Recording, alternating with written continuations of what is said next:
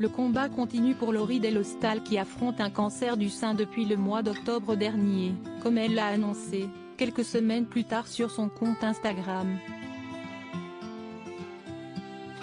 Il y a un mois tout juste on m'a dit « Vous avez un cancer », écrivait-elle, avant de parler un peu de son quotidien. J'ai découvert les IRM, PET-scan, le PAC. Plein de médicaments pour ne pas vomir. Le bonnet de water polo glacé pendant la chimio. Depuis, la journaliste de 43 ans alimente presque quotidiennement son parcours face à la maladie.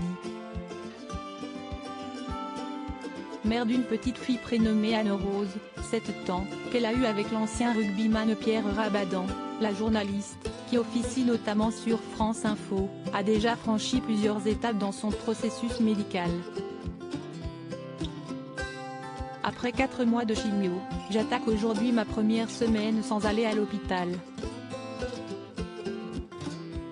Même pas une IRM, une petite prise de sang, un patch anesthésiant de rien du tout à mettre, expliquait-elle au mois de mars, visiblement heureuse d'en avoir terminé avec cette étape compliquée à supporter.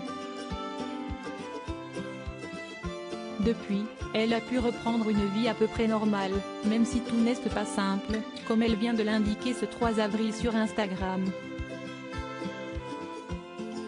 Si est-il juste que je n'aille pas envie de rester chez moi à compter mes petits points de suture ou les cheveux qui tombent suivis par plus de 20 000 abonnés, Laurie Delhostal vient de publier un message où elle évoque la période contrastée qu'elle vit.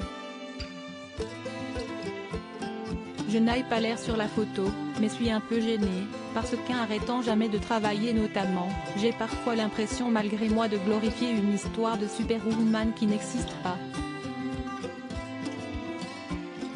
En vrai suis flemmarde et si je fais plein de trucs si est-il juste que je n'aille pas envie de rester chez moi à compter mes petits points de suture ou les cheveux qui tombent, explique-t-elle, avant d'évoquer ce petit truc qui lui remonte le moral, je préfère par exemple aller essayer des perruques rigolotes.